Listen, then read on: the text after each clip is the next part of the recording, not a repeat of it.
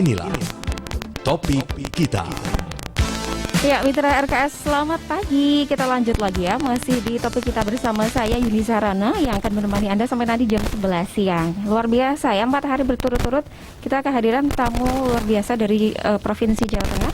Para wakil rakyat kita, mitra RKS yang duduk di kursi Dewan Provinsi Jawa Tengah. Silakan Anda yang punya pertanyaan, aspirasi, masukan, saran bisa disampaikan. Kami tunggu sekarang di 0852 92721811 untuk SMS, atau bisa juga lewat line telepon di 3811293. Nah, di studio RKS sudah hadir tamu kita, ada Bapak Sofwan Sumadi, anggota Komisi B, ini yang membidangi soal perekonomian ya. Kemudian juga ada Bapak Riono, anggota Komisi C, ini bagian keuangan. Ada kaitannya ya, ekonomi dan keuangan ini tidak bisa terpisahkan. Nah, kita juga masih menunggu tamu kita yang sedang dalam perjalanan, Bapak Muhammad Saleh, Ketua Komisi A. Ini bidang pemerintahan pastinya, dan juga Bapak Mas Ruhan Samsuri, anggota Komisi A, sama juga bidang pemerintahan. Nah, tema kita seperti yang saya sudah sampaikan tadi adalah PPKM Mikro. Apa itu PPKM Mikro? Apakah perbedaannya dengan PPKM yang sebelumnya, jilid 1 dan 2? Nanti kita akan bahas lebih jauh. Nah, Anda juga bisa mendengarkan siaran kami lewat media sosial kita. Kita sudah buka, ada Facebook, Anda bisa lihat live streamingnya. Jangan lupa add dulu ya Facebook kita RKS. Kemudian juga ada Instagram kita RKS_Kajen. Ada Twitter juga RKS_FM. Nah, Anda juga bisa dengarkan kita di channel YouTube kita Mitra RKS ya, RKS TV. Nah, dialog ini diselenggarakan atas kerjasama dengan Dinas Kominfo Provinsi Jawa Tengah. Untuk informasi terbaru tentang Provinsi Jawa Tengah, Anda bisa akses lewat website diskominfo.jatengprof.go.id, kemudian Twitter @kominfo_jtg, Instagram @kominfo.jateng, kemudian Facebook diskominfo.jateng, serta YouTube Kominfo Jateng ya. Oke, itu dia. Mitra RKS, panjang tahun ini dunia diwarnai dengan perbincangan soal penyebaran virus corona. Tak kasat mata, namun dampaknya luar biasa, begitu nyata ya. Kasus infeksi virus corona pertama kali diidentifikasi dari sekelompok kasus pneumonia di kota Wuhan, Cina, yang dilaporkan ke Organisasi Kesehatan Dunia WHO pada akhir Desember 2019, dan akhirnya dengan cepat menyebar ke berbagai wilayah. Dari beberapa negara, pada tanggal 2 Maret 2020, nama Indonesia masuk ke dalam negara yang terjangkit virus corona.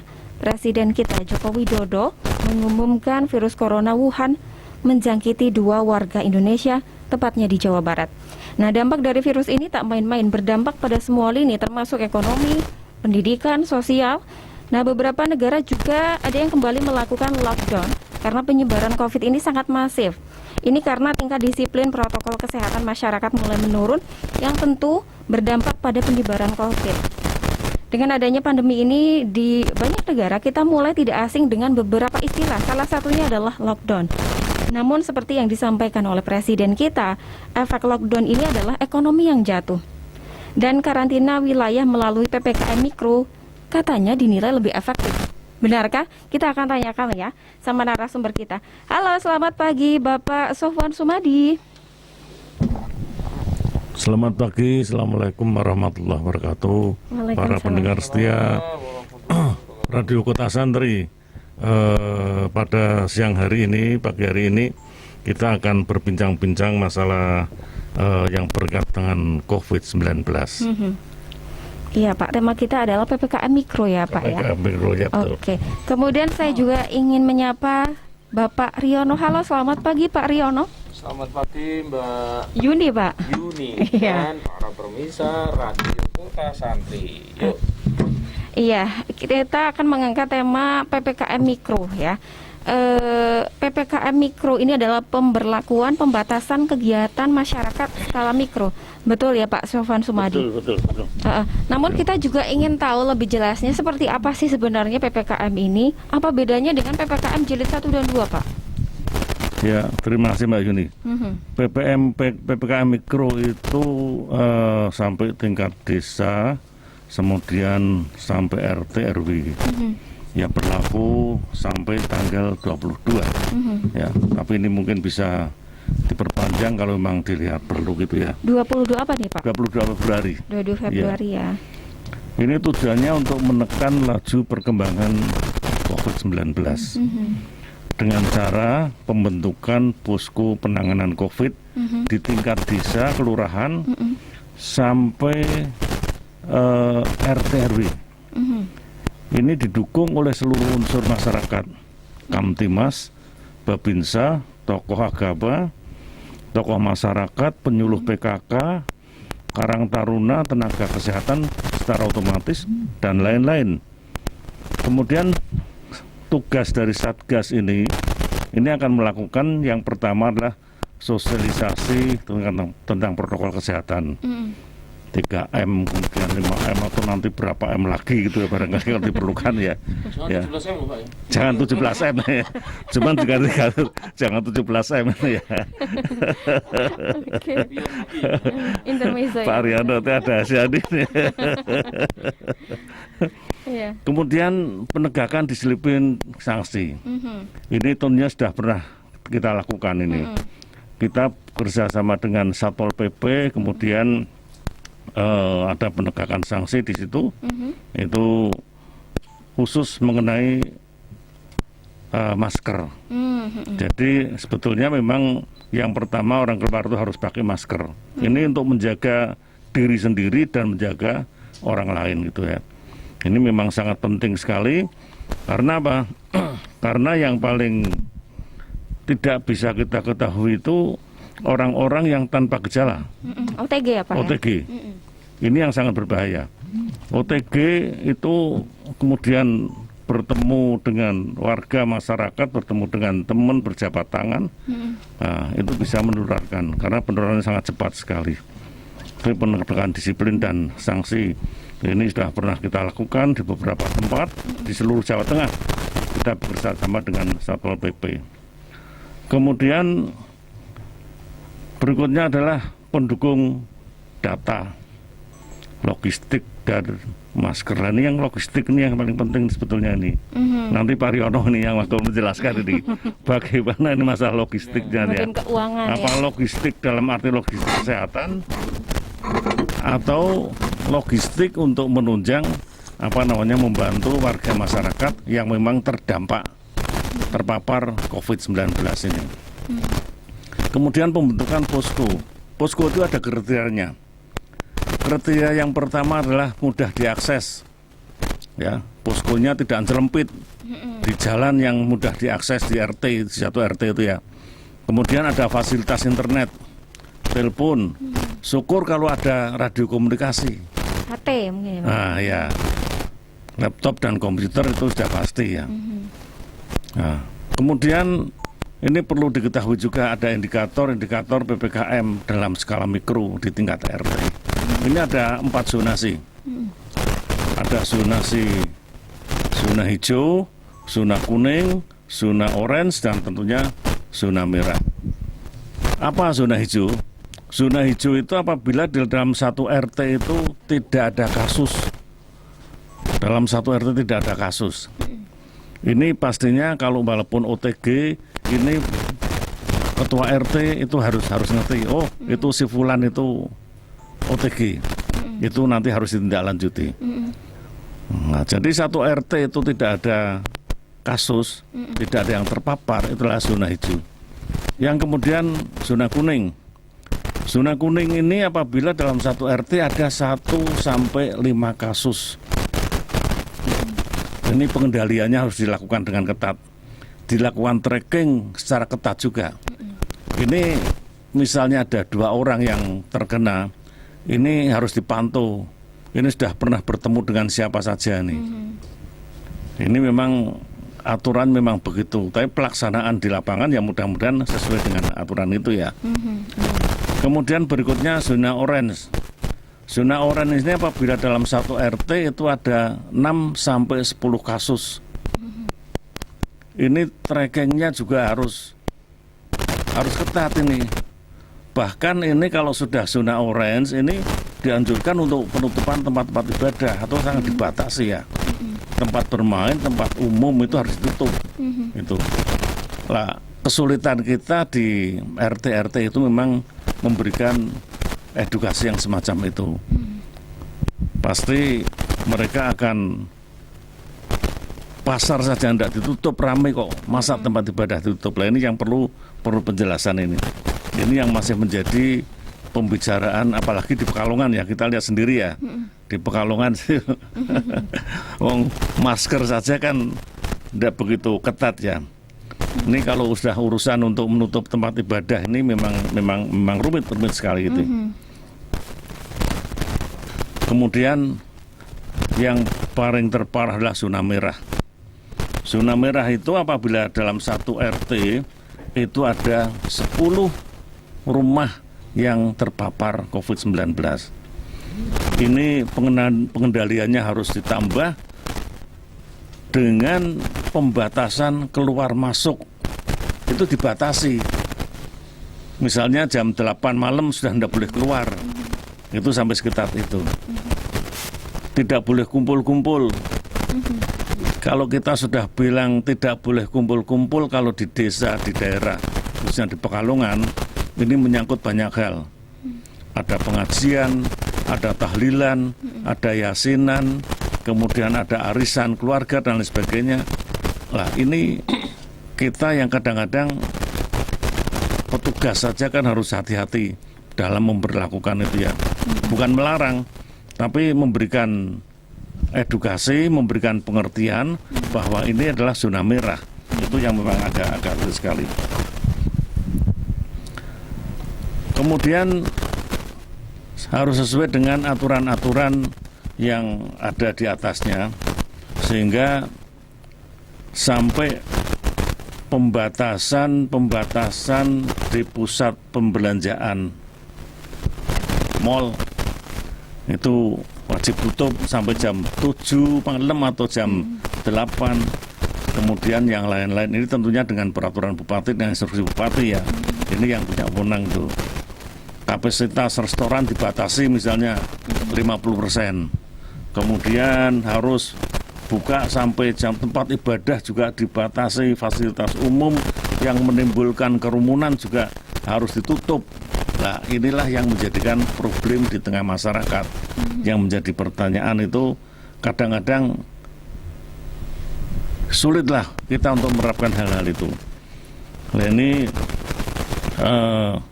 intinya dari PPKM Mikro itulah seperti itu.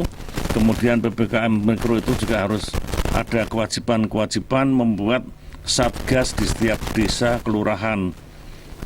Kalau sudah ada satgas di tiap desa dan kelurahan, pasti akan timbul pertanyaan, anggarannya dari mana? Iya, itu sesuatu yang sangat vital ya. Iya, sangat vital. Ini semuanya berkaitan dengan anggaran. Anggarannya tentunya kalau di desa, di RT RW dengan APBDes. Itu sudah ada aturannya, ya. Dana desa itu harus sebagian itu dianggarkan untuk penanganan COVID kemudian gitu. Kemudian kalau di desa, di kelurahan ya, kalau kota kelurahan itu dengan APBDes. Nah kalau di tingkat-tingkat yang seperti di tingkat kabupaten tentunya dengan APBD. Tapi ini sudah dilakukan refocusing anggaran ini sesuai dengan ketentuan yang ada. Saya kira begitu Mbak Yuni, Pak. Mbak Yuni ya. Sementara nanti Mas Riono ini akan menambahkan yang lebih detail lagi. Ini karena beliau ini masalah anggaran. Jadi kalau bicara anggaran di Provinsi Jawa Tengah ini ya, itu ya Mas Riono, beliau itu ya. Karena di APBD 2020 itu dulu 28 triliun anggarannya. Tapi sekarang malah turun Mariana ya. Dengan adanya Covid ini 2021 itu anggarannya turun menjadi 26 atau 25 triliun itu. Nah ini tentunya juga akan mengurangi kegiatan pembangunan yang ada di Jawa Tengah. Tapi tetap kita menggunakan prioritas mana yang lebih penting yang akan kita gunakan. Saya kira begitu Mbak Yuni sementara gitu. Terima kasih Pak. Ya karena memang virus corona ini kan tidak kelihatan ya Pak ya. Kalau kelihatan mungkin pada takut gitu. Tidak kelihatan aja membuat udah dikejar-kejar banyak orang ya Pak ya. Enggak. Tidak kelihatan saja membuat banyak orang tahu, apalagi kelihatan ya. Nah itu dia tadi sudah disampaikan PPKM Mikro. Saya ke Pak Riono deh. Pak Riono ini dari Komisi C ya, bidang keuangan ya. Soal nominal beliau yang jagonya nih. Nah, apa namanya? Kenapa sih Pak diadakan atau muncul PPKM Mikro? Padahal sebelumnya sudah ada PPKM. Apakah PPKM yang sebelumnya ini tidak cukup efektif untuk pencegahan COVID-19, Pak?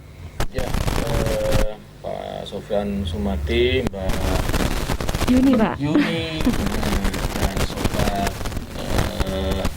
RKS. Para pendengar di RKS yang setia, baik yang ada di rumah, di jalan, baik lagi kerja ataupun juga yang sedang mungkin terkena banjir, sabar. Mudah-mudahan banjir ini segera bersama-sama. Saya Riono kebetulan berangkat dari Dapil 12 ya, Dapil Pekalongan Kota Kabupaten ya, sehingga hadirnya kami berdua ini menyapa masyarakat Kabupaten Pekalongan sekaligus ingin melakukan pendidikan berkaitan dengan masalah penanganan corona. Ya. Pertama, sikap kita yang harus kita kedepankan dalam menghadapi pandemi ini, sebelum nanti kita berbicara tentang PPKM dengan PSBB dengan PSIS kalau di Semarang ya. PSIS. Apa itu Pak PSIS? Panser biru. Nah, di sini apa di sini namanya sepak bola aja? Persib ya. Persikap, kalau sini persikap betul ya. Ya. Pertama kita menghadapi corona ini kita pertama harus ya selalu bersyukur lah. Ya, kita masih sehat semuanya, teman-teman sehat semuanya, Bapak Ibu yang masih sehat, kita harus selalu bersyukur dan selalu tetap menjaga protokol kesehatan, selalu bahagia kalau kata Pak Sofyan itu. Kita hadapi dengan bahagia, tapi juga tidak boleh lengah, tapi harus tetap waspada karena corona ini menyerang jantung pertahanan tubuh kita, terutama imunitas kita. Itu yang diserang oleh virus corona. Sehingga virus corona ini adalah virus 1000 wajah.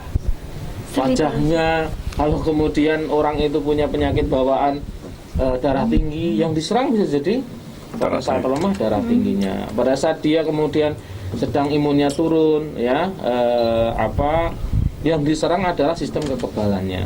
Ya, sehingga masyarakat perlu tahu untuk menjaga kita terhindar dari serangan virus ini adalah selalu pertama menjaga kondisi tubuh kita agar tetap fit. Karena di dalam tubuh kita itu sudah ada imun, ya, sel darah putih kita itu kalau ada benda asing masuk ke kita, dia akan melawan sebenarnya. Ya, apa ini? Masuk ini. Seperti rumah tubuh kita itu seperti rumah. Kalau ada orang masuk ke rumah kita tanpa izin, pasti kita akan melawannya.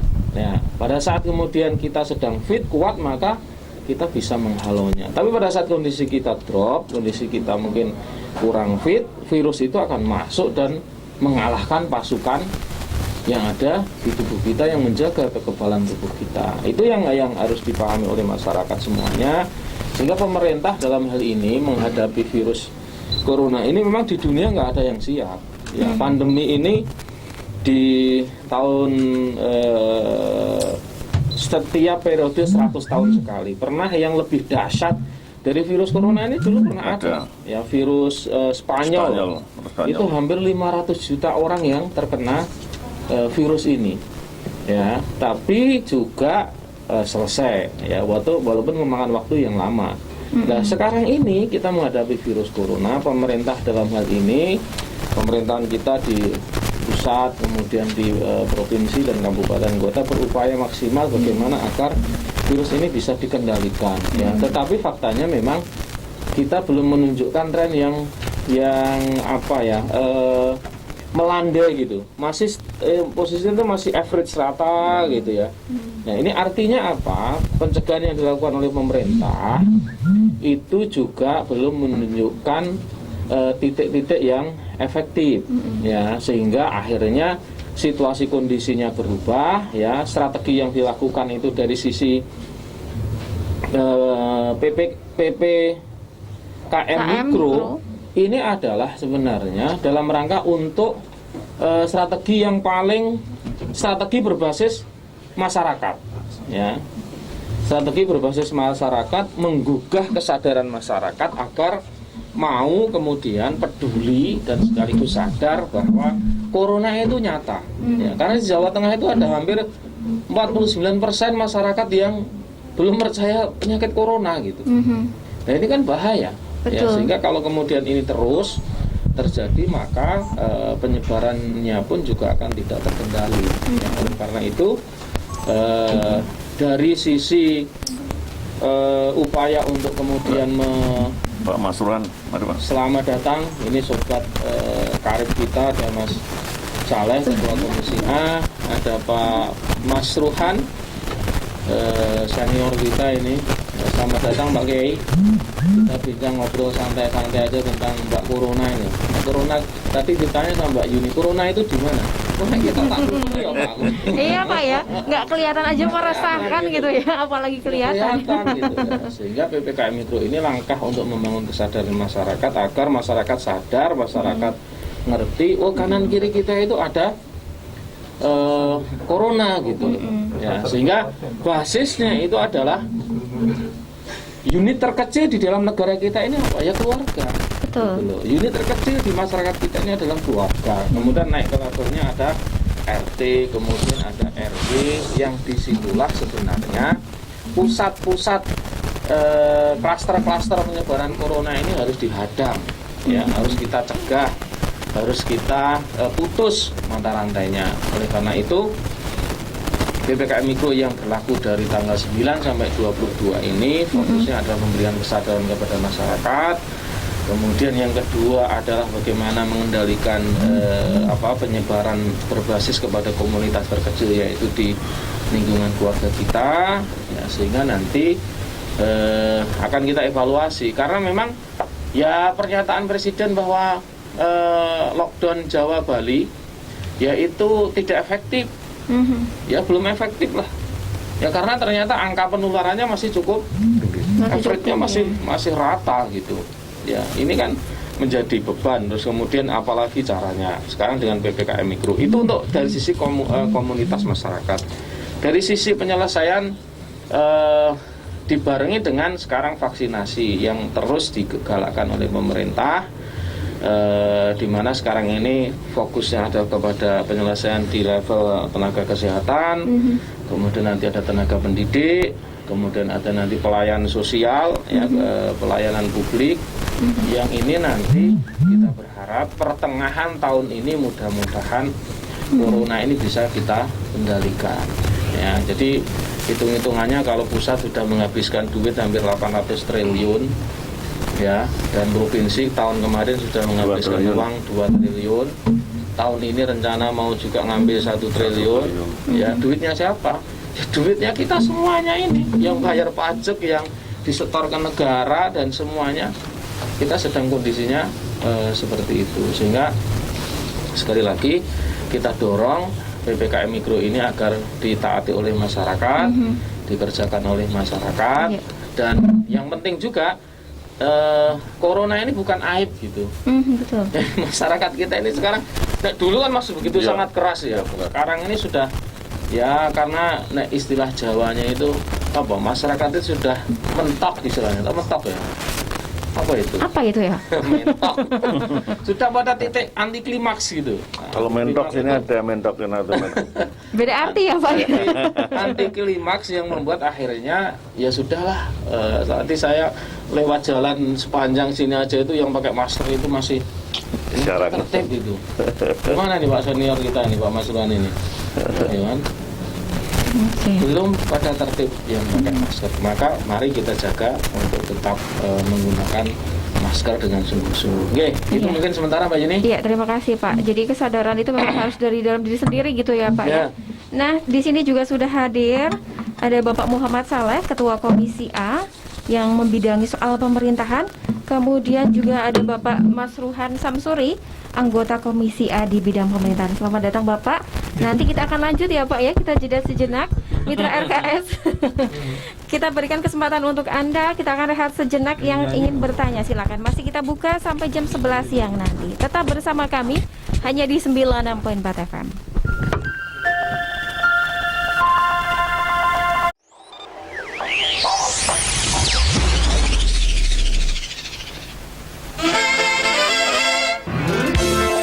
Inilah topik kita. Ya, Mitra RKS, kita kembali masih di topik kita bersama anggota Dewan kita di DPRD Provinsi Jawa Tengah. Nah, dialog ini diselenggarakan atas kerjasama dengan Dinas Kominfo Provinsi Jawa Tengah.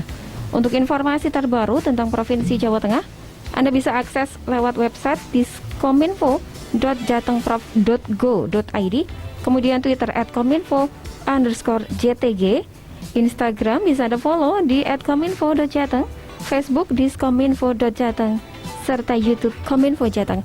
Anda juga bisa dengarkan siaran kami lewat live streaming di Facebook, jangan lupa @RKS, Instagram juga RKS_Kajen, dan jangan lupa follow Twitter kita RKS_FM. Kita kembali bersama para anggota Dewan kita, Mitra.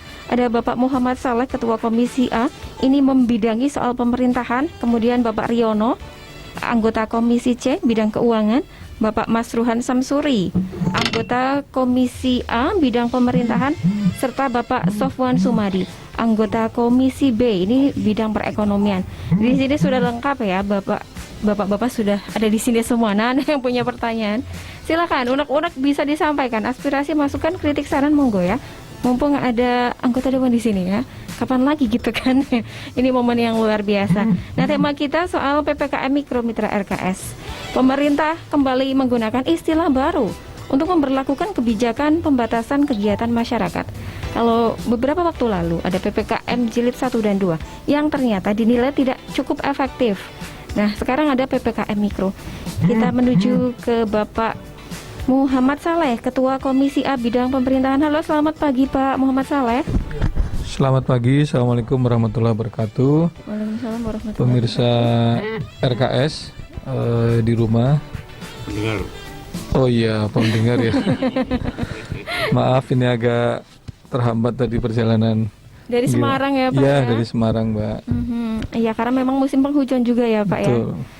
Dan Pak Muhammad Saleh ini adalah Ketua Komisi A bidang pemerintahan ya Pak ya.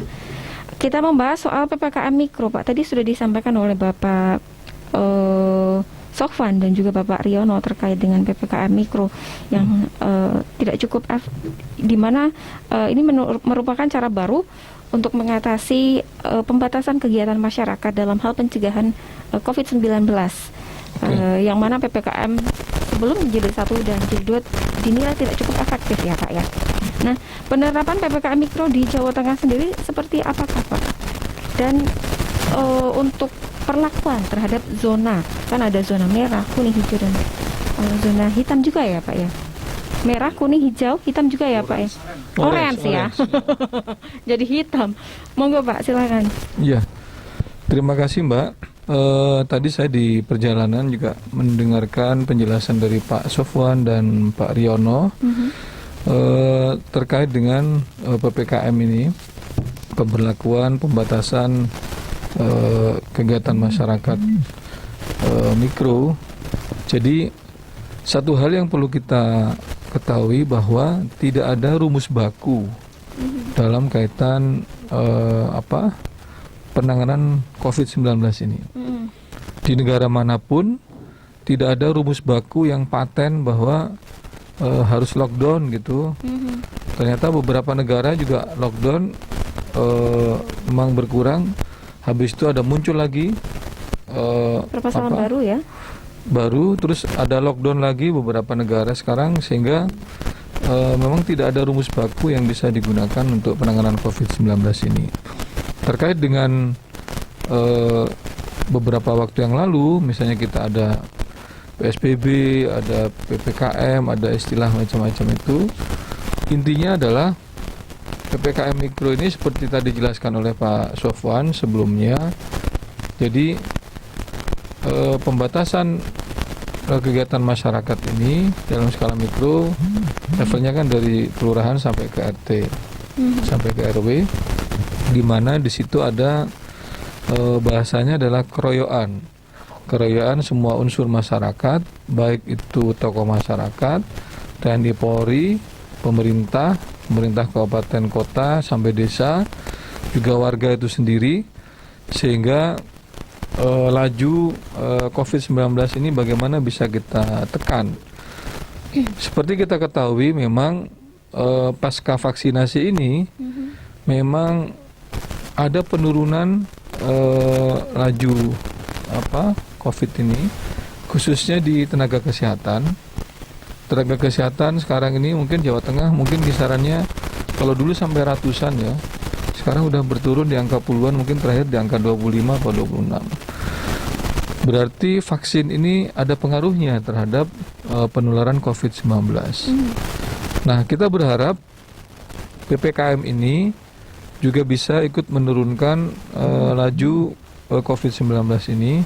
Seperti kita ketahui, sampai 1 Februari kan kita naik terus. Ini sudah agak turun. Dulu kita misalnya sehari bisa 13.000, ini malah 11.000 ya, bahkan pernah misalnya 14.000. Sekarang kisarannya udah mulai turun di angka 8.000, 9.000. Kita berharap ini semakin lama semakin turun. Di tengah pembelakuan PPKM ini di satu sisi, dan vaksinasi juga yang akan berjalan masuk ke dalam fase kedua. Jadi PPKM Mikro ini kan salah satu upaya dari pemerintah dan kita semua, masyarakat yang sudah terkena COVID-19 ini, mari kita melakukan, kalau tadi kriterianya Pak Sofwan sudah menjelaskan, kalau zona merah itu berapa, misalnya di tingkat desa berapa orang sampai berapa orang itu masuk zona apa gitu ya. Misalnya sampai 5 orang itu masuk zona apa, tadi sudah dijelaskan oleh Pak Sofwan. Kita berharap desa-desa ataupun juga kelurahan yang masuk ke dalam zona merah ataupun juga zona orange ini, lama-lama kita turun menjadi zona kuning dan zona hijau. Jadi kalau kuning nih memang agak-agak ini ya, memang paling bagus nih hijau memang. Jadi memang zona biru, zona putih memang tidak ada dalam kategori ini ya. Di dalam guyon ya Mbak. Zona orange ada loh ya. Orange ada ya, orange ini sekarang. Sekarang karena Pak Riono jadi orange sekarang ya. Ini juga Mic-nya juga orange ya Pak. Orange malah, yang kuning sebelah sana. Iya, sayangnya nggak ada mic yang warna hijau nih ya. Jadi memang saya lihat pelan-pelan beberapa kabupaten kota yang zona merah itu sudah mulai ke orange. Nah, kita berharap dari orange ini bisa pelan-pelan ke kuning, nanti pelan-pelan bisa ke hijau. Nah, PPKM ini merupakan salah satu ikhtiar masyarakat yang sudah kadung terpapar COVID, itu misalnya diisolasi, misalnya levelnya RT, RW. Satu sisi juga misalnya beberapa desa ada yang sudah menerapkan isolasi, tempat isolasi di mana mereka juga logistiknya itu dipenuhi oleh masyarakat. Karena bicara logistik ini kan sekarang kalau levelnya desa, kita ada dana desa. Beberapa waktu yang lalu pemerintah provinsi juga udah berkirim surat ke Kementerian Desa, bagaimana Kementerian Desa ini bisa mendukung program PPKM Mikro ini. Karena kan kalau nanti tidak ada juklaknya dari Kementerian Desa, kepala desa ini takut juga menggunakan dana desa ini untuk kebutuhan PPKM Mikro ini. Sehingga beberapa waktu yang lalu dari pihak Din Permades, kebetulan itu mitra kita di Komisi A, Dinas Pemberdayaan Masyarakat Desa dan Catatan Sipil, itu juga minta kepada gubernur untuk berkirim surat ke Kementerian Desa supaya Kementerian Desa itu membolehkan dana itu dipakai untuk PPKM Mikro. Karena kalau nanti tiba-tiba nanti itu digunakan untuk itu, ternyata belum ada perintah ataupun surat edaran atau juklak dari Kementerian Desa, suatu saat jadi masalah baru lagi. Makanya niat baik, nanti jangan sampai kasihan nanti para kepala desa. Nah, untuk di kota, di pemerintah kota, karena di kota itu tidak ada dana desa, maka pemerintah kota yang wajib menanggung biaya PPKM Mikro di tingkat kelurahan. Jadi bedanya di desa dan kelurahan itu, kalau di desa bisa menggunakan dana desa, kalau yang kelurahan berarti yang menanggung itu adalah pemerintah kota itu sendiri yang memang dananya dari kota. Nah, terkait dengan PPKM Mikro ini memang fokusnya sebenarnya adalah awalnya kita berharap kan yang masih agak besar itu Semarang Raya, Banyumas Raya, terus Solo Raya. Tapi kan beberapa kabupaten kayak Batang ini juga walaupun tidak masuk itu, dia juga menerapkan itu. Alasannya kalau nanti misalnya Kabupaten Batang misalnya tidak menerapkan itu, nanti begitu ada kelonggaran kan orang-orang Semarang atau apa tuh bisa leluasa jalan-jalan ke tempat kabupaten sekitarnya kan gitu, sehingga beberapa kabupaten itu menerapkan PPKM Mikro walaupun itu bukan prioritas dari sesuai dengan instruksi Mendagri itu. Jadi saya kira gitu Mbak ini Mbak. Oke. Nah tadi disampaikan ya untuk menghindari penyalahgunaan anggaran Pak. Apakah ada pengawasan dari DPRD Provinsi Jawa Tengah? Monggo Pak Mas Ruhan. Mas Ruhan itu yang kuning Pak. Pak Mas Ruhan bagian yang kuning ya. Sebelum ke hijau kuning dulu. Monggo Pak. Para pendengar di mana saja Anda berada. Ini masuk nggak ini? Masuk ya? Pak. Ya. Salam jumpa ini. Kita Bisa bersua ya Pak. Ya, kita bersua sama bapak-bapak dari anggota Dewan Provinsi Jawa Tengah untuk ikut mensosialisasikan kebijakan pemerintah berkaitan dengan penanggulangan COVID. Nah, untuk yang tadi ditanyakan berkaitan dengan pembatasan PPKM, itu malah saya lihat data ini ada 2 desa di sini, kecamatan apa nih? Kajen Pak. Kajen apa namanya, desa Tanjung Sari apa? Tanjung Sari. Tanjung Sari, sama yang satu lagi di Kesesi Gajah apa? Watu Gajah. Watu Gajah ini dinilai berhasil dalam rangka pembatasan skala mikro ini. Dilihat dinyatakan sebagai yang berhasil. Di antaranya karena pendataan yang bagus dan sebagainya itu sudah memenuhi kriteria berhasil, yang kemudian akan direplikasi ke daerah-daerah lain ya, di desa-desa lain di Kabupaten Pekalongan.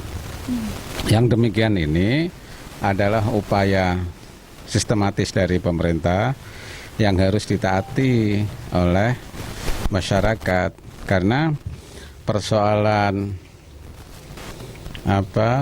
budaya itu tidak semudah membalikkan telapak tangan ya. Budaya itu berkaitan dengan mentalitas itu berkaitan dengan kebiasaan. Kebiasaan itu butuh waktu panjang gitu. Nak biasane mam nggak pakai WJR langsung aja mam. Itu untuk pakai dicuci tangan dulu kan bukan perkara mudah. Betul. Itu yang biasanya ngerokok di tempat umum bagus-bagus terus kemudian dibatasi untuk tidak merokok di tempat umum juga bukan perkara gampang. Karena itu maka sekarang fokusnya itu ada pada skala keluarga masing-masing. Jadi di keluarga itu saling mencegah, saling membuat aturan, taat pada aturan. Sing bapakne yo ngandani bojone, ngandani anake, sing ibuke juga begitu, harus saling mengingatkan. Sekarang tidak lagi bergerombol satu keluarga dalam satu tempat, misalnya di ruang tamu, terus bersenda gurau, apalagi kalau diindikasikan ada gejala-gejala misalnya agak batuk-batuk dan sebagainya, harus ada jarak, apalagi dengan orang lain, dengan tetangga, dengan orang yang tidak dikenal dan sebagainya. Wong karo keluargane dhewe wae kudu hati-hati. Ya. Ya termasuk ngumpuli bojone bareng kan kudu hati-hati kuwi. Nak perlu ya ora apa-apa. Nganggo masker. Jaga jarak ya, Pak. Bapak Ibu ya melakukan hubungan intim suami istri nganggo masker. Nggak apa-apa, misalnya begitu. Tapi social distancingnya nggak bisa ya, Pak? Nggih ngono, Mbak. Oke. Iya, disampaikan tadi oleh Bapak Muhammad Saleh, Ketua Komisi A, bahwa ini ditopang oleh anggaran desa ya Pak, dana desa untuk membackup PPKA Mikro ini. Dari DPRD Provinsi Jawa Tengah sendiri untuk pengawasan, karena anggaran ini kan sangat riskan ya Pak, seperti apa pengawasannya? Ya kalau dana desa itu kan dari kementerian ya, langsung dari kementerian dan itu dilaporkan secara rutin di kabupaten. Jadi ada pertanggungjawabannya dan saya kira di zaman seperti ini kita sudah tidak bisa lagi suka-suka hati ya, semena-mena menggunakan anggaran. Apalagi seperti kepolisian, kejaksaan, inspektorat, BPK ini kan juga secara rutin, apalagi BPK dan inspektorat ini rutin melakukan audit terhadap penggunaan anggaran dana desa ini. Dan aparat penegak hukum seperti kejaksaan dan kepolisian juga rutin melakukan pencegahan-pencegahan, baik melalui sosialisasi terkait dengan penggunaan anggaran maupun sistem pelaporan. Jadi kalau kok masih ada kepala desa yang misalnya menyalahgunakan, itu berarti ya saking gebleknya kan gitu. Sudah pengawasannya sebegitu ketat. Jadi mari kita jaga bersama-sama, jangan menggunakan alasan COVID ini untuk kita menyalahgunakan kekuasaan atau kewenangan yang kita miliki. Jadi insya Allah kami dari provinsi kan kewenangannya adalah terkait dengan bantuan-bantuan yang sifatnya dari provinsi. Untuk 2021 ini memang lagi perencanaan kita untuk refocusing anggaran di 2021. Kalau dari Dinpermades Dukcapil yang mitranya Komisi A itu memang kalau 2020 dulu kita membantu hampir 3.600 desa melalui BUMDes ya, Badan Usaha Milik Desa, di mana BUMDes itu kemarin ada 900 BUMDes yang ikut program bantuan sosial. Jadi dari dana yang dibantu oleh pemerintah provinsi, BUMDes itu digunakan untuk membeli sembako. Nah, bantuan sembako dari Pemprov Jateng itu yang mengadakan BUMDesnya, sehingga bantuan sosial itu juga ikut membesarkan BUMDesnya sendiri itu kemarin dibantu oleh Pemprov. Memang di tahun 2021 ini kami juga menganggarkan hampir 3.600 BUMDes yang kita bantu. Masing-masing BUMDes itu 20 jutaan. Nah, mungkin kalau ada bantuan sembako lagi dari Pemprov bisa disuplai oleh BUMDes setempat. Jadi berarti kan kalau 3.600 itu hampir 50%, karena total Jawa Tengah ini ada 7.000 desa. Mungkin Kabupaten Pekalongan ini juga banyak nih. Saya sempat cek kemarin beberapa BUMDes itu yang sempat ikut program bantuan sosial provinsi itu keuntungannya lumayan, Mbak. Karena berasnya beli di situ kan, hasil panen sendiri. Ikannya ya beli di situ juga. Jadi kalau misalnya paket dari provinsi 300.000 dibagi 900 BUMDes kemarin, itu malah ketagihan tuh BUMDesnya itu. Mungkin BUMDes yang lain sisanya dari 3.600 berarti ada sekitar 2.000 sekian, itu malah pengen juga ikut dalam program itu. Sehingga satu sisi kita membantu masyarakat secara sosial, tapi juga BUMDesnya ini berdaya kira-kira begitu. Nah itu kalau itu memang mitranya Komisi A di DPRD Provinsi. Gitu Mbak.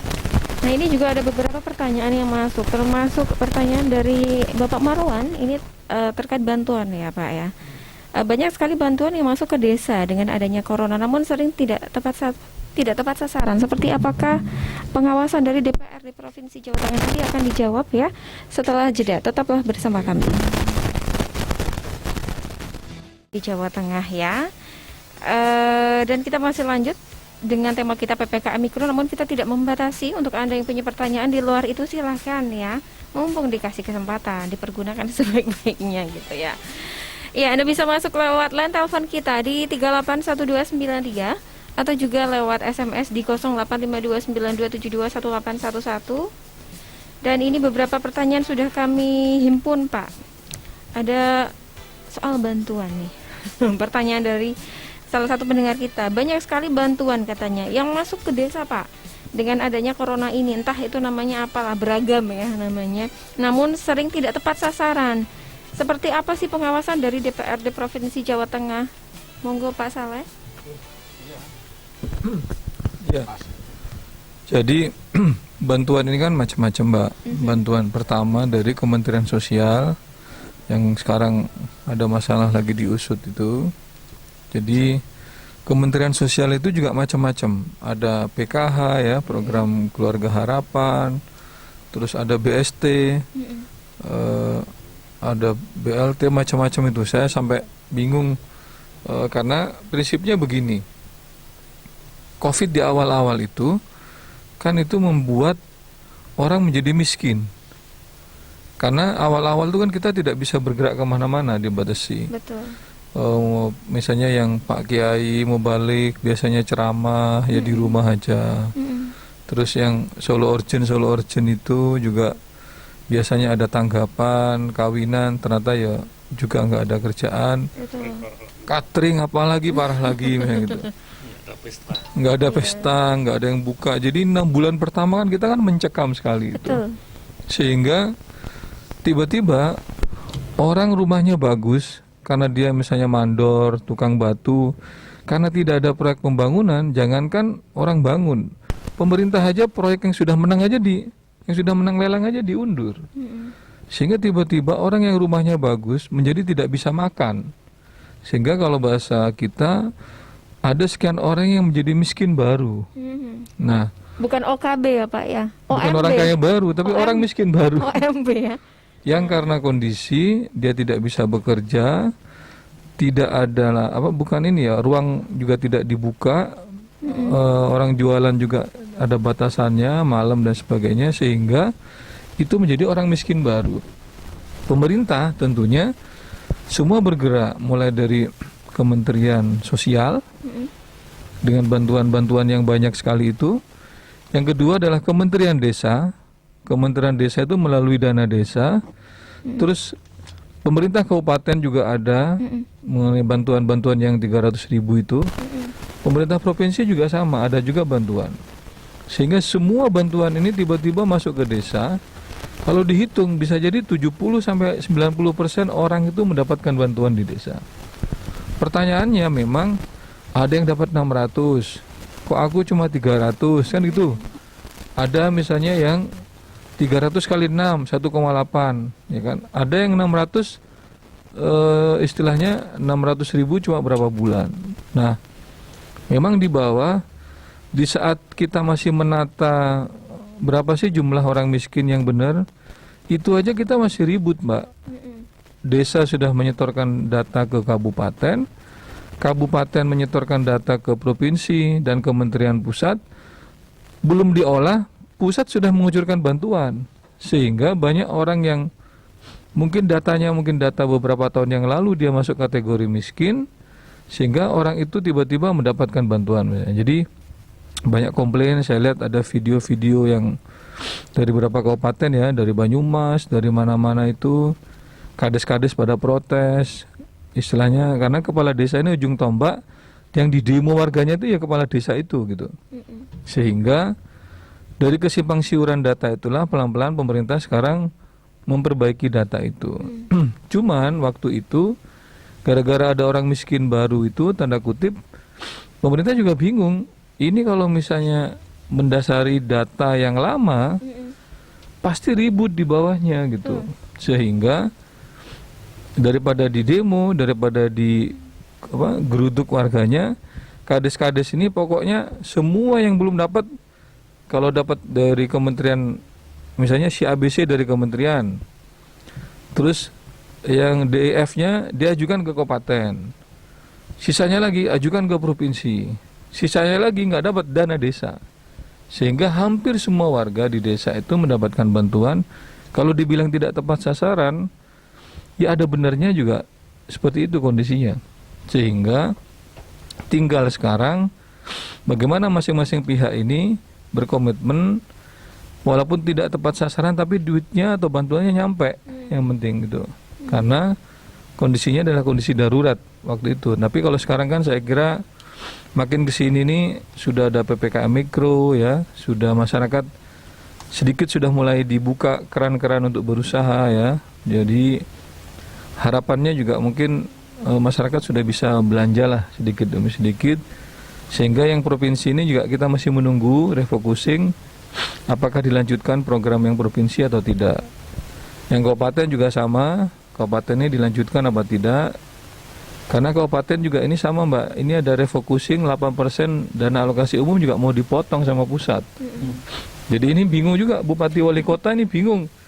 Kalau semua dana-dana ini ditarik ke pusat lagi untuk penanganan COVID, 8% tuh banyak loh. 8% misalnya APBD-nya dia 2 triliun, 8%-nya kan banyak juga Mbak, itu bisa membangun. Jadi kita nih mungkin hampir tidak bisa membangun apa-apa gara-gara COVID ini. Kira-kira gitu Mbak. Iya, mungkin yang dari segi nominalnya yang berbeda inilah yang membuat kecemburuan ya Pak ya. Ya ini ada tambahan. Monggo Pak. Betul memang Mas Ruhan. Disampaikan oleh Pak Saleh tadi, itu banyak sekali dana yang masuk ke desa itu, baik dari pusat, provinsi, kabupaten. Ini saya baru tahu ini, pemerintah desa juga bisa menganggarkan 8% dari dana desa. Iya. Ya, 8% ya. Instruksi Menteri nomor 1 Instruksi itu ya. Nah, jelasin ini kabeh wae iki sing wong Pekalongan, Kabupaten Pekalongan iku takoke informasi soal hak bantuan iku karo kepala desa nih. Takoke wae. Takoke Pak iki piye kok aku kok urung entuk dan sebagainya. Mergo nek dirinci kuwi akeh kuwi jenisnya iku akeh sing sangka pusat, provinsi, kabupaten itu macam-macam. Nah, sing jadi persoalan kadang ya tadi yang disampaikan Pak Soleh, lurah atau kepala desanya ya kadang mikir-mikir, aku ngetoke iki salah. Betul. Ya. Itu memang kudu hati-hati. Nak pancen lurah atau kepala desanya isih rada bingung, konsultasi. Itu aja takoke ke kecamatan, takoke ke DPR-nya ke kabupaten.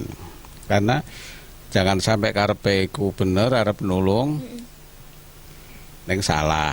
Itu bisa jadi berimplikasi hukum. Ya ngono wae, jadi takon. Karena iku ya. Mergo sosialisasi dari atas itu kan kadang kurang. Zoom Pak. Nah, jadi nggak mudeng Pak. Lewat daring ya Pak kalau ya. daerah kidul kono Paninggaran kan nggak iso ya. Daerah atas sih. Sulit. Sinyalnya ya. Yang bisa Jumrotus Sada. Itu bojoku kuwi. Saya kira siapa Pak? Orang Paninggaran juga Pak. Enggak, ke sana. Nggak, artinya kalau Zoom itu kan HP persoalan sinyal ya, sing angel iku kan. Ya harus proaktif lah. Jadi kalau cuma meneng wae ning omah enggak seserawungan karo wong pejabat ya. Kecamatan apa kabupaten apa lurah ya enggak ngerti. Lu aku kok ora entuk, aku kok ora entuk dan macam-macam ngono kuwi. Mergo kalau kita mengandalkan informasi saka dhuwur iku kadang lamban apa meneh kalau lewat HP. Mulane sapa wae sing ngrungokke radio iki ya ning ndi wae, ning sawah, ning omah. Tapi radio ini longko ya saiki ya, arang-arang ya, nganggo niki ya radio HP. Atau di mobil. Nah, tanyakan informasi soal bantuan yang dari pemerintah itu. Harus proaktif ya, dan semoga siaran kita di sini Bapak-bapak yang disampaikan juga akhirnya didengar dan menjadi pencerahan untuk mereka ya. Oke, terima kasih Pak. Kita lanjut. Nah, ini juga ada pertanyaan lagi dari Bowo yang ada di Seragi. Nah, ini kalau bantuan tuh sensitif ya Pak ya, soal bantuannya. Warga yang meninggal akibat COVID-19 apakah mendapatkan santunan? Nah, caranya gimana nih? Kalau soal keuangan saya pengen ke Pak Riono deh. Ya, kemarin kebetulan juga di kota ditanyakan tentang bantuan untuk kematian COVID-19 ini ada atau enggak ya. Kemarin kami sudah koordinasi juga dengan Kepala Dinas Sosial Provinsi. Memang awalnya itu ada surat edaran dari Kementerian Sosial bahwa akan ada bantuan 15 juta untuk yang terkena pandemi COVID ya, yang meninggal dunia ya, untuk keluarga. Tetapi sampai akhir 2020 itu tidak ada yang cair pengajuan yang dari pemerintah provinsi ke pemerintah pusat ya. Ini menjadi salah satu juga problem yang sudah dikeluarkan oleh Kementerian Sosial, tapi ternyata nggak ada yang bisa cair gitu. Ini informasi langsung dari Kepala Dinas Sosial Provinsi, sehingga bagi masyarakat saya rasa ya yang terkena keluarganya menjadi ya syahid lah ya kalau kena corona itu, insya Allah itu sampai sekarang memang belum ada ya dari pemerintah yang bisa kemudian dapat 15 juta seperti itu, khususnya di Jawa Tengah. Oke. Semoga ada kabar baik ya Pak setelah ini ya. Amin. Ya mudah-mudahan corona segera berhenti gitu kan, Amin, sehingga tidak ada lagi yang berharap bantuan. Betul. Iya, lebih produktif lagi karena sekarang kan banyak batasan-batasan dalam aktivitas ya Pak ya. Oke, ini hampir 1 tahun ya anniversary ya, anniversary corona. Tapi berdoanya malah jangan ada anniversary lagi lah. Janganlah. Oke, kita kembali ke topik soal PPKM atau pemberlakuan pembatasan kegiatan masyarakat skala mikro. Ini ada pertanyaan juga. Apa sih bedanya PPKM dan juga PSBB? Karena banyak istilah baru ya Pak ya. Dengan adanya COVID ini, OPD dulu, PDP dan lain sebagainya. Ini juga ada PPKM mikro, PSBB, lockdown. Mungkin masyarakat juga bingung ya. Kebanyakan istilah. Mungkin tujuannya sama, tapi mungkin definisinya berbeda. Monggo Pak Sofwan Sumadi. Bedanya. Untuk PSBB dan PPKM itu sebetulnya ya tidak ada perbedaan pelaksanaan di lapangan, tidak ada perbedaan, ini beda istilah saja. Beda huruf ya Pak? Beda huruf karena yang menciptakan juga berbeda, itu saja lah. Kalau misalnya saya dengan Pak Soleh itu memang sudah tidak mau sama, ya harus berbeda ya. Itu intinya. Tapi intinya sama saja. Jadi itu pembatasan kegiatan masyarakat, itu juga seperti PSBB, cuman ini lebih didetailkan lagi, ada mikronya itu yang sampai ke RT. Itu tujuannya untuk bisa menekan seminimal mungkin peredaran dari COVID itu sendiri.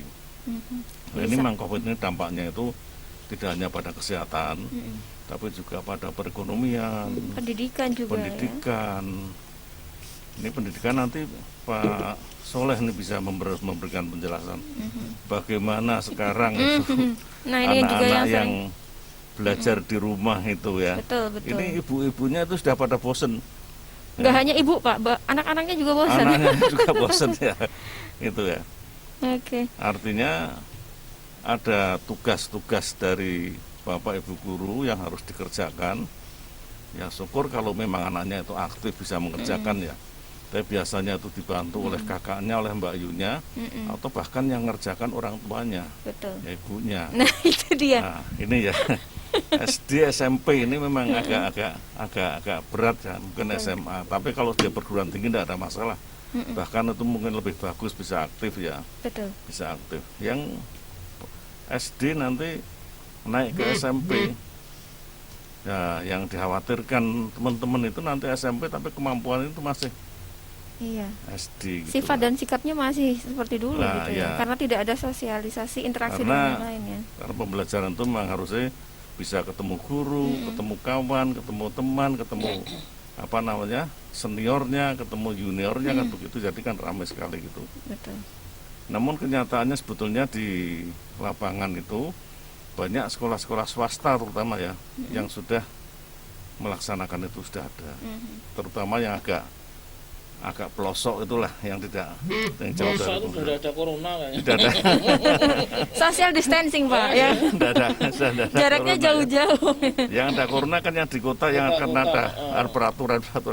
Tapi kalau di Pekalongan aja kan kelihatannya sudah Insya Allah. tidak ada corona Pak. Ya, amin. Corona sudah kalah dengan banjir. Ya. Kalau Kalau kita, nah ini masalah banjir ini sehingga kan sudah itu nyatanya tidak pakai masker tidak apa pada kebanjiran itu juga sudah itu ya. Iya. Tapi tidak melanggar itu. Memang kondisinya begitu. Kondisi seperti ini ya. Darurat di dalam darurat lagi itu gimana itu Pak ya. Iya. Nah inilah hal-hal yang demikian ini yang sehingga perlu kita pikirkan bersama, terutama dalam segi pendidikan, ya. Karena ini kita semua di sini juga mengelola pendidikan juga, terjun di dunia pendidikan. Ini Pak Riono ini juga punya sekolah banyak ini. Saya kebetulan juga salah satu pengurus di pendidikan juga di Majelis Dikdasmen ya. Jadi merasakan betul. Efeknya ya Pak ya. Ya, merasakan betul bagaimana mengaturnya. Untuk belajar tatap muka itu masih terkendala dengan aturan, tidak boleh. Kemudian orang tua wali murid itu sudah tidak sabar, itu anaknya harus bersekolah. Nah, ini kan kita harus ngambil kebijakan yang bisa diterima. Tapi akhirnya ya kita berlakukan sesuai dengan kondisi daerah masing-masing. Tapi kalau pondok kelihatannya sudah tidak ada masalah, sudah masuk, cuman tidak bisa dijenguk oleh orang tua. Pintunya ditutup rapat, tidak boleh ada orang lain masuk gitu, datangan pondok. Tapi alhamdulillah semua bisa berjalan dengan lancar. Nah, inilah yang kemudian dalam kondisi yang begini ini ya perlu kita jaga bersama, bagaimana kita bisa di satu pihak itu kita bisa melaksanakan instruksi aturan-aturan dari pemerintah, kemudian di pihak lain bagaimana masyarakat itu juga bisa berjalan tidak melanggar protokol kesehatan, tapi semangatnya masih tetap tinggi, jadi ekonomi tetap berjalan. Saya kira begitu Mbak Yuni. Ya, nanti bisa Pak Soleh yang menambahkan ini. Jadi intinya memang sebenarnya hampir sama ya Pak ya, PSBB dan dengan PPKM mikro ini. Tujuannya untuk pembatasan kegiatan masyarakat. Cuman ini kalau PPKM mikro keterlibatannya sampai lini bawah ya. Sinergitas semua dari RT RW sampai linmas ya Pak ya. Saling terlibat sehingga Babinsa. Jadi semua pihak terlibat dengan harapan untuk COVID-19. Betul, COVID-19 ini bisa segera selesai gitu ya, di end. Oke. Nah, saya tertarik dengan Pak Sofwan tadi soal pendidikan juga tentu berpengaruh ya Pak ya. Kita juga sering mendapatkan curhatan dari emak-emak khususnya ya. Dampak dari daring ini ya Pak ya. Karena sekarang kan metode pembelajaran lewat daring ya. Dimana tidak semua bisa dengan mudah mengakses kaitannya sinyal, kuota. Mungkin kuota sudah dibantu, tapi sinyal kemudian juga tentu ada rasa malas pastinya ya. Khususnya untuk anak-anak SD gitu ya. Mereka tidak bisa konsentrasi. Agak sedikit susah gitu ya, yang akhirnya ini berimbas terhadap orang tua, mau tidak mau mereka yang malah harus mengerjakan tugas-tugas putra-putri mereka gitu ya. Apalagi dampak lain seperti mungkin tidak adanya interaksi dengan kawan-kawannya, sehingga ini juga tentu berpengaruh terhadap mental mereka ya Pak ya. Nah, monggo Pak Soleh, dari DPRD Provinsi Jawa Tengah sendiri seperti apa menanggapi curhatan-curhatan semacam ini? Apakah ada solusi? Karena memang juga di beberapa wilayah mungkin guru saking bingungnya gitu ya Pak ya, mendapatkan masukan dari orang tua murid, akhirnya mereka keliling dari satu rumah ke rumah lain, kayak membuat sebuah kelompok belajar yang sebenarnya kan juga mengumpulkan itu ya Pak ya. Seperti apa pendapat dari DPRD Provinsi Jawa Tengah? Iya, terima kasih Mbak. Terkait dengan pendidikan ini, saya kira masalahnya semua merata ya. Tidak hanya di Pekalongan, Semarang, bahkan mungkin bapak-bapak ini juga sama juga. Saya pun juga mengalami hal yang sama. Jadi kalau yang anak kuliahan itu malah udah ini ya, yang namanya pakai Microsoft Teams, Zoom, anak kuliah itu sudah biasa. Iya. Dan itu it's okay lah mereka ini, karena memang itu sudah menjadi kebutuhan sehari-hari. Dan dosen tuh memang senang di rumah. Di rumah itu ya selain bisa juga ada penelitian lain-lain, tapi juga namanya kadang profesor, dokter tuh ya lebih enak dia menyendiri kan, karena memang punya dunia sendiri rata-rata. Tapi kalau SMP, SD ini ya, ini memang jadi permasalahan baru karena ya kalau orang tuanya itu tahu gitu loh. Misalnya berpendidikan, kalau orang tuanya itu misalnya anaknya SMA, IPA misalnya gitu ya. Sementara orang tuanya itu tidak banyak menguasai. Kalau misalnya seperti saya, mungkin karena saya dulu orang IPA dan saya kuliahnya di teknik, begitu ada PR terkait dengan fisika atau apa, anak saya pasti larinya ke ayahnya kan gitu. Betul. Wah, jadi saya harus buka-buka lagi. Belajar lagi. Iya, Pak, buka lagi ya kan. Cara cepat menyelesaikan soal itu kan. Jadi bisa lewat baca-baca dulu, oh ya ingat kan gitu. Tapi kalau misalnya yang nggak bisa, orang tuanya kan kasihan. Betul. Sehingga banyak kejadian-kejadian anak-anak tuh frustasi, ngomong ke orang tuanya nggak ngerti, apalagi kalau misalnya sibuk jualan kan, dari pagi sampai ini misalnya, apalagi kayak UMKM itu udah berangkatnya pagi, pulangnya sore kan, ditanyain soal pelajaran fisika atau apa, wah kui opo nduk masih kan gitu, nggak tahu pasti. Betul. Sehingga anak pun juga menjadi frustasi. Ini yang kita segera berharap vaksinasi tahap kedua ini kan nanti salah satunya adalah tenaga pendidikan. Jadi di situ ada lansia sekitar 21 juta se-Indonesia. Yang kedua adalah pelayanan masyarakat. Jadi di situ ada ASN. Mungkin termasuk penyiar radio juga nih, sering ketemu orang ya. Amin ya Allah. Yang kedua adalah tenaga pendidik, dosen, guru, terus termasuk DPRD ini juga. Pedagang pasar sekarang udah mulai di pasar Tanah Abang itu, sehingga kalau misalnya nanti guru-guru ini sudah mulai divaksin, mungkin teman-teman yang boarding school itu sudah mulai, yang kemarin sempat takut, khususnya kan kemarin Jawa Tengah itu kan kena tuh, jadi boarding school yang SMK punyanya provinsi itu, anak-anaknya sih nggak pergi kemana-mana, tapi karena gurunya nih tiap hari dilaju dari rumah ke sekolah. Dia mungkin dia belanja di pasar ini. Nah, dari gurunya inilah yang menularkan ke anaknya. Anaknya sudah tertutup di boarding school, tidak menerima tamu, tidak pulang dan sebagainya, tapi kan gurunya kan berinteraksi dengan luar. Nah, kalau guru sudah divaksin, harapan kita sekolah-sekolah boarding ini mungkin pelan-pelan sudah bisa buka. Karena udah istilahnya gurunya juga sudah oke. Muridnya kan bahasanya Pak Riono sama Pak Sofwan, tidak boleh menerima tamu, tidak boleh pulang, kan tertutup, tidak akan ada orang lain masuk, kira-kira begitu. Nah, kita berharap dunia pendidikan ini segera jalan, karena kalau tidak bahasa Pak Sofyan nanti ada lost generation, Mbak. 1 tahun loh, bayangin. Jadi misalnya anak masuk SMP kelas 1 itu hampir setahun kan tidak pernah masuk, Nggak kenal gurunya, nggak tahu gurunya, nggak kenal temennya, nggak kenal kakak kelasnya. Jangan-jangan lupa apa, nggak tahu papan tulis aja.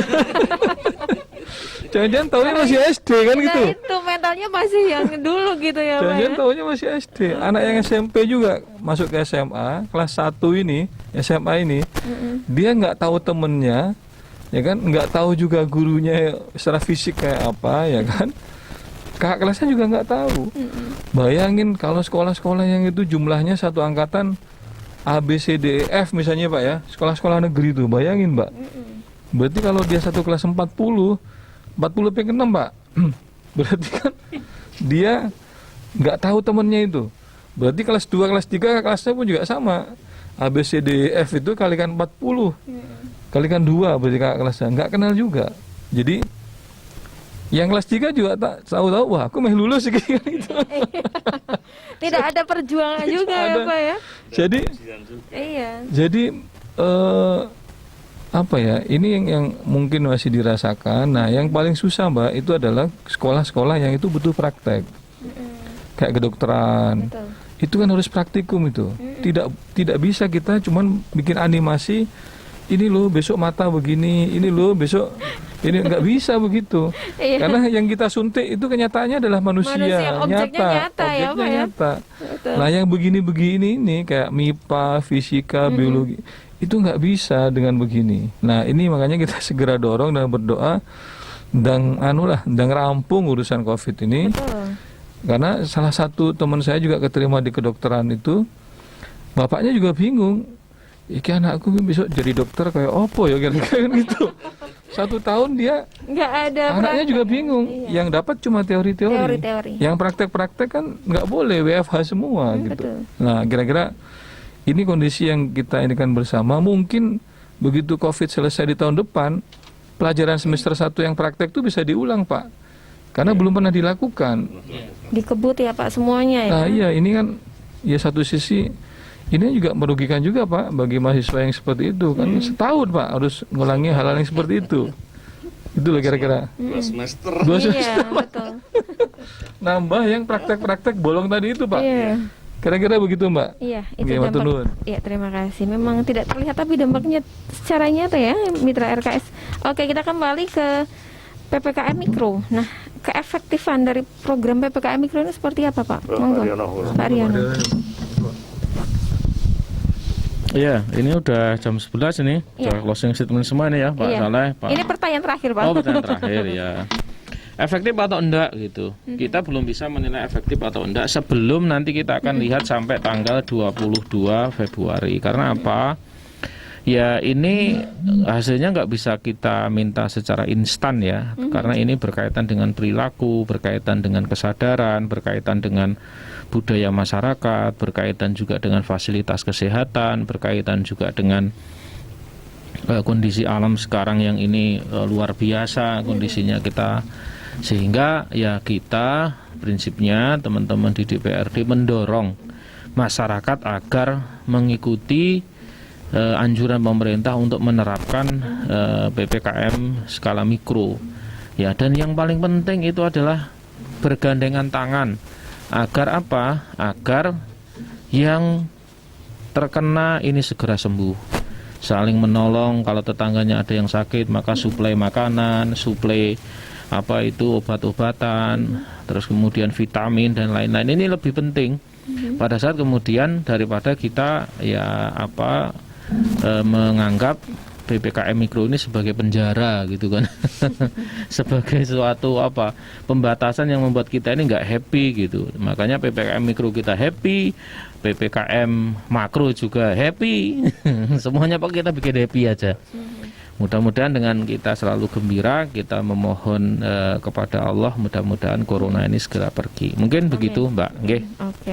Oh, terakhir Pak dari statement closing dimulai dari Pak Riono, monggo. Pendengar radio Kota Santri yang setia, warga Kabupaten Pekalongan yang berbahagia, pertama kita harus terus meningkatkan keimanan kita agar kita memiliki imunitas secara ruhiyah kita kuat, imunitas secara fisik jasadiah kita juga kuat. Maka kita harus selalu bahagia ya, dan bahagia itu kalau kita melaksanakan perintah Allah itu insya Allah bahagia ya kan, walaupun nggak punya uang tetap bahagia. Walaupun meriang juga ya, ini meriang masyarakat kita ini, tapi kita harus kasih dorongan, kasih semangat, insya Allah kita harus selalu bahagia. Karena kalau udah nggak punya uang, sedih, tambah nanti bahaya ini. Karena berpengaruh sama imun. Berpengaruh sama imun. Maka tetap selalu bahagia dan jangan lupa jaga protokol kesehatan. Dan kalau ada program vaksinasi, ikutlah program vaksinasi, jangan takut. Demikian. Terima kasih. Monggo Pak Sofwan Sumadi.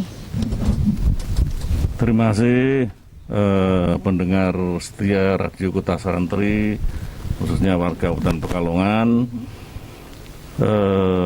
Dalam kondisi seperti sekarang ini, COVID, kemudian banjir, itu harus diterima dengan ikhlas, rasa syukur, dan senantiasa kita tidak lupa untuk memohon berdoa pada Allah supaya semua musibah semua wabah ini segera pergi dari kalangan kita semua.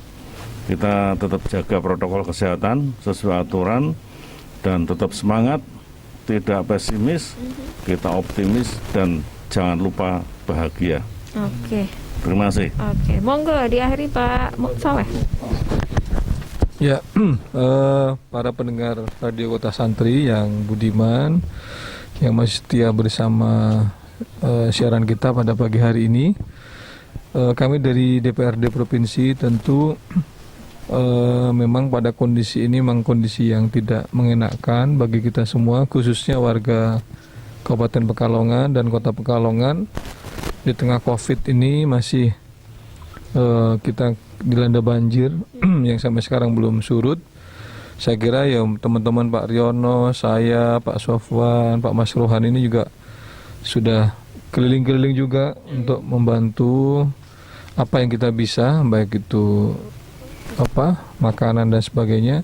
Tapi yang paling penting sebenarnya adalah penanganan banjir secara utuh, komprehensif, yang itu sebenarnya pemerintah melalui Perpres 79 tahun 2019 sudah mencanangkan program penanganan banjir kabupaten dan kota ini hampir 1 triliun lebih, Mbak. Cuman begitu COVID ini masuk di 2020, mungkin ini gambar desain sih sudah oke. Jadi perlu satu sisi kita udah merencanakan, tapi ternyata Allah berkehendak lain, hujannya nih ternyata datang lebih dulu dan banyak sekali kan begitu. Melimpah ya. Melimpah gitu, sehingga saya nggak kebayang bagaimana Kabupaten Pekalongan, Kota Semarang yang sudah lebih dulu ditata, mulai dari banjir kanal barat, banjir kanal timur, kolam retensi di beberapa titik ya. Itu aja begitu banjir yang sekarang ini tuh yang terjadi ini, itu begitu ada satu pompa aja yang tidak jalan, itu sudah banjirnya udah luar biasa. Saya kebayang Kabupaten Pekalongan dan Kota Pekalongan yang belum seperti kota itu, Kota Semarang, itu makanya berhari-hari pasti airnya itu tidak akan surut. Sehingga kami juga akan mendorong dari pemerintah provinsi apa yang sudah menjadi janji sesuai dengan peraturan Presiden 79 itu untuk segera dilaksanakan, baik itu pembuatan istilahnya normalisasi sungai, beberapa sungai di Kabupaten Semarang, Kabupaten Pekalongan ini, dan juga adanya penangkal rob yang di panturanya itu sendiri. Jadi semoga kita ini bisa selesai dari pandemi dan juga selesai dari masalah banjir di Kabupaten Pekalongan. Mari kita tetap sabar, kata Pak Sofan tadi dan Pak Riono, bahagia. Jadi jangan lupa bahagia. Jadi semoga di tengah kondisi seperti ini kita tetap diberi kesehatan, kenikmatan oleh Allah Subhanahu wa taala. Saya kira gitu, Mbak, matur nuwun. Selamat siang, ini udah menjelang siang, dan assalamualaikum warahmatullahi wabarakatuh. Terima kasih Bapak dan Mitra RKS, karena waktu kita sudah habis gitu ya. Mohon maaf untuk pertanyaan yang belum dijawab. Kita akan lanjut besok ya. Jadi untuk pertanyaan belum dijawab, insya Allah akan dijawab besok. Anda tetap stay tune bersama kami. Saya menggaris bawahi dari bapak-bapak ini, semoga setelah ujian ini ada kebahagiaan setelahnya. Terima kasih Bapak sudah mampir ke RKS. Sukses untuk Anda. Saya Yuni Sarana pamit undur diri beserta kru yang bertugas. Terima kasih, selamat siang. Wassalamualaikum warahmatullahi wabarakatuh.